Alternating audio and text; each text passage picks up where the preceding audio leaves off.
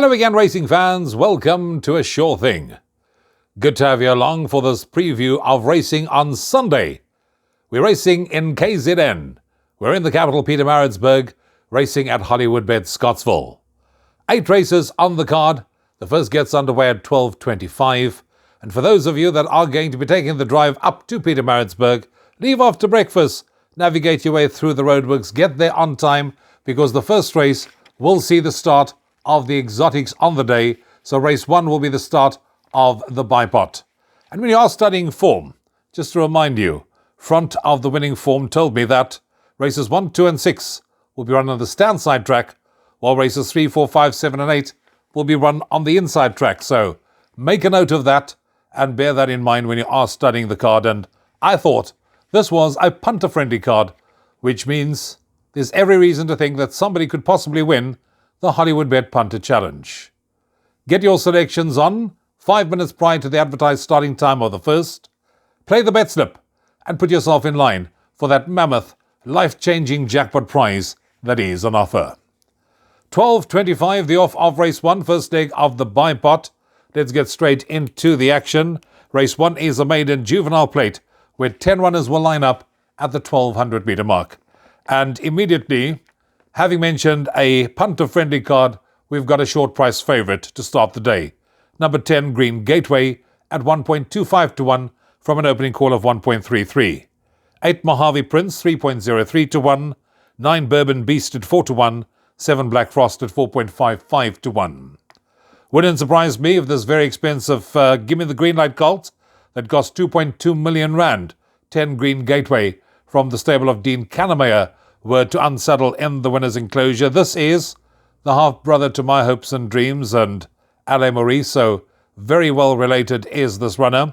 Dean Kannemeyer, more often than not, during the height of the KZN winter season, has unsaddled these expensive first-timers in the number 1 box. So bear in mind that 10 Green Gateway probably is going to be a big runner, and I'm going for a horse that had a little bit more experience under the belt. In fact, you'll probably find in the winning form the comments from the trainer, and Dean Kannemeyer says, nice type, include in exotics. So that tells you they're expecting a big run. I'm going with 8, Mojave Prince. Now this horse has had a run under the belt. Fly jumped out the pens but stayed on nicely at the finish, and the horse that finished just ahead of him in third was a horse called Clickbait, who subsequently come out and won and franked that form line. Now, Mojave Prince would have come on with the benefit of that run, and the way he finished off his debut run tells me he'll enjoy the step up to 1200. With any amount of natural improvement expected, to me, he is the horse they will have to beat. I'm going 8, Mojave Prince, to beat 9, Bourbon's Beast, 10, Green Gateway, and 7, Black Frost. Second race, maiden plate for fillies, where 9 runners will line up at the 1000 meter mark. 3.33 to 1, each of 3 runners on Hollywoodbets.net. Number 6, Miss Kansas, 3.33. 8, Queen Fen, 3.33. 9, Dirosa, 3.33. 6.257, Champagne Problems, 7.14 to 1, and upwards the others. Good to see Rachel Vinegar back in the saddle as of this meeting on Sunday. She, of course, was sidelined due to an injury. It was also nice having her on the broadcast, particularly on Hollywoodbet Durban July Day. It was nice to hear her insights and been able to give us a different view on some of the horses that participated on the day, but it's even better to see her back on board. For Michael Roberts, 6, Miss Kansas. Now, everything that could go wrong went wrong with this horse last time out. This horse deserves another chance with Rachel, but I'm not going to side with that one. I'm looking elsewhere, and I'm siding with the informed stable of Gareth van Sale, where I'm looking for my first choice selection now. I'm going for 9, Dirosa again. Went for her last time out. I remember she found all the betting support. In fact, she shortened from 4 to 1 into 28 to 10. She moved up well on the poly last time out, but found one just too good on the day, and that was in the form of KMV Retrofit, who beat her by 1.3 lengths at the end. She's a model of consistency. She certainly owes us, and I do think she can go one better. She drops back to 1,000 meters, and she can make a presence felt. So I'm going 9, Dirosa, to win it, ahead of 8, Queen Fen. For third, I'm going with 6, Miss Kansas, and fourth, number 7, Champagne Problems. Race 2, incidentally, is also the first leg of the place accumulator, so you need to be on at 1 p.m. Race 3 runs at 13:35. It's the opening leg of the Pick 6. Maiden plate where 9 runners will line up at the 1400-metre mark. Here, number 5, Catch a Penny, is at 1.52 to 1. Next on offer is 8, Next of Kin at 2.86 to 1. Number 6, Digital Acid, 5 to 1. 8 to 1 and upwards the others. Now, you probably could make a case for any one of the 3 who find themselves either first, second or third favourite in this race, and you're probably going to want to include all of them in the opening leg of the Pick 6. More so, probably lean towards 8, Next of Kin, who's going to have its third career start, and 6, Digital Acid, who's been improving with each and every run for further improvement to come, but I'm going to side with number 5, Catch a Penny. This horse is overdue that maiden win. Yes, she has been very costly to follow, but has got good, consistent form lines to her credit. Not only is she having a peak run here, third run after best, she gets the services now of Gavin Arena for the Glen Cotson stable, and Gavin Arena has been riding at the top of his game. He's in search of that jockey title this season. Here we'll try and extricate that little bit more out of her in the run down to the wire, so I'm going 5, Catch a Penny to win it, ahead of 8, Next of Kin, 6, Digital Acid, and 4, Carnival Park. Race 4 is the first leg of the jackpot. It runs at 14:10. It's a maiden plate for fillies. 14 runners to line up at the 1400-metre mark. I'm looking no further than the odds-on favourite, number 1, Flying South. This horse is currently at 0.5 to 1 in the Antipose market on Hollywoodbets.net. This horse improved very nicely with each and every one of its outings today. That last run was particularly eye-catching when finishing second, a short head behind Moscow Miss, rallied late in the closing stages to be second best on that occasion. She will enjoy the step up to 1400 metres. She will have the run of the race from pole position. Gavin Arena on board for Glen Cotson. It could be a quick double for the jockey-trainer combination, and I do think will take a power of beating. So I'm going 1, Flying South, ahead of 6, Miss Twinkle. For third, I'm going with 10, Skipper O'Malley, and fourth, number 12, Snu Vakey. Race 5 is leg 1 of Jackpot 2. You need to be on at 14:45. This is a C Stakes where 9 runners will line up at the 2400-metre mark. Not an easy race to contend with, because you probably can make a case for at least 4 or 5 of these 9 runners. And just judging by the betting, number 3, Escapologist, is at 3.33 to 1, while 7 Chill in the Air is also at 3.33 to 1. Next best is number 4, Shiny Bob, at 3.57, 2 Bad Medicine at 5 to 1, 6 Lady My Lady at 6.25 to 1, 5 Barsi Rakfat at 7.14 to 1, and it's 10 to 1 and upwards the others. So you can see many people will probably just go F field and move on, and because we've got a banker in the previous leg, I need to nail my colours to the mast. Who am I going with? My good old friend Barsi Rakfat keeps jumping off this page at me. And I went and had a look at why this horse ran such a dismal race last time out, and realised he probably bit off more than he can chew. He ran in Grade 3 company in the Gold Vase on Hollywoodbet Durban July Day.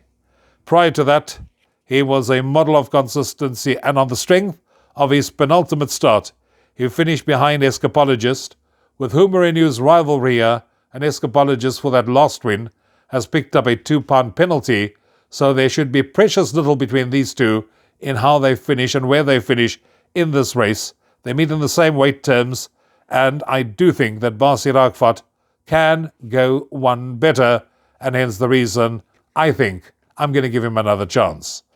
First choice selection, 5 Barsi Rakfat, ahead of 3 Escapologist, 7 Chill in the Air, and 2 Bad Medicine. Race 6 is a Class 4 benchmark 80, a race for fillies where 10 runners will line up at the 1000-metre mark. And here in this race too, you could probably make a case for at least 3 or 4 of them. Number 5, Vision to Achieve, at 2.86 to 1. You can get 5 to 1. Number 7, Icy Eleanor, 6.25 to 1. Number 6, Hurricane Cat, but I'm siding with number 1 Happy Analia, who's currently at 3.57 to 1 in the betting. This one from the stable of Tinny Princedo. I say put a line through that last start when finishing 3 lengths behind the winner in 6th position, because the jockey reported something to be amiss in running. She had solid form prior to that run, and on that should have a say in the outcome of that race. So I'm going 1 Happy Analia to win it, ahead of 5 Vision to Achieve, 2 A Yui Yui, and 6 Hurricane Cat. Penultimate race of the day is race number 7 on the programme. This is a D Stakes. Scratched here is number 2, the Golden Gull. Field reduced down to 7 runners, and here number 3, the Supernova Star, is at 2.5 to 1. There's been money for number 6, Attaboy, who's now shortened in to be outright favourite at 2.27 to 1.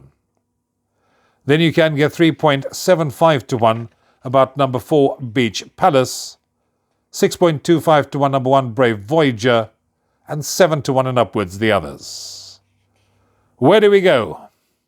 I'm siding with Wendy Whitehead and Kelvin Abib, and I'm going with number 3, the Supernova Star, as my first choice selection. Now this horse really improved very nicely when making its stable debut for the Wendy Whitehead yard last time out. She raced up handy. She was staying on nicely at the finish. That was over the course and distance. She finished in 4th position and finished 1.65 lengths behind Ralph the Rascal. She renews rivalry here with number 6, Attaboy, and Attaboy on that same form line you can see finished 6th, 3.25 lengths behind Ralph the Rascal, which means that 6 Attaboy finished 1.6 lengths behind number 3 Supernova Star and is 4.5 kilos worse off at the weights. So there's every reason to believe that number 3, the Supernova Star, has got everything going in her favour to win a race of this nature. So I'm going 3, the Supernova Star to win it, ahead of 6 Attaboy, 1 Brave Voyager, and 4 Beach Palace. That takes us on to the last race of the day, 16:35, the off time of race number 8. Class 4 fillies and mares, benchmark 80, 11 runners over 1,400 metres. Doesn't get any easier as we close off the day. 3.57, number 11 Prom Queen. 5 to 1 the chances of 1 Sparkling Jubilee, 5 Redo, 10 Sky Tricks all at 5 to 1, 7.14 to 1 for Ethereal View, 10 to 1 and upwards the others. Not an easy end to the day, but I'm siding with Frikkie Kreling and Serena Moodley, and even though this horse is jumping from the widest berth of 11, I do think rates the one to beat. I'm going 11 Prom Queen in the last. You can see good recent form, raced up from a nice handy position last time out. That was over 1,600 metres, was staying on very nicely at the business end of affairs. The horse that finished just behind her in 5th position was a horse called Beautiful Rania, who has subsequently come out and won and franked that form line. Now, if she overcomes the draw, and if she stays on a straight course, I do think that she will have quite to say in the outcome of this race. So I'm going 11 Prom Queen to win it, ahead of 4 Ethereal View, 5 Redo, and 1 Sparkling Jubilee. That takes care of our preview of racing at Hollywoodbets Scottsville on Sunday afternoon. Trust you'll enjoy the afternoon, that you'll find the winners, you'll structure the perms correctly so that you can cash in at the end of the day. Chat to you during the course of next week again. Till then, trust you've had an enjoyable and profitable weekend's racing. From me, Rouvaun, till next time, cheers for now.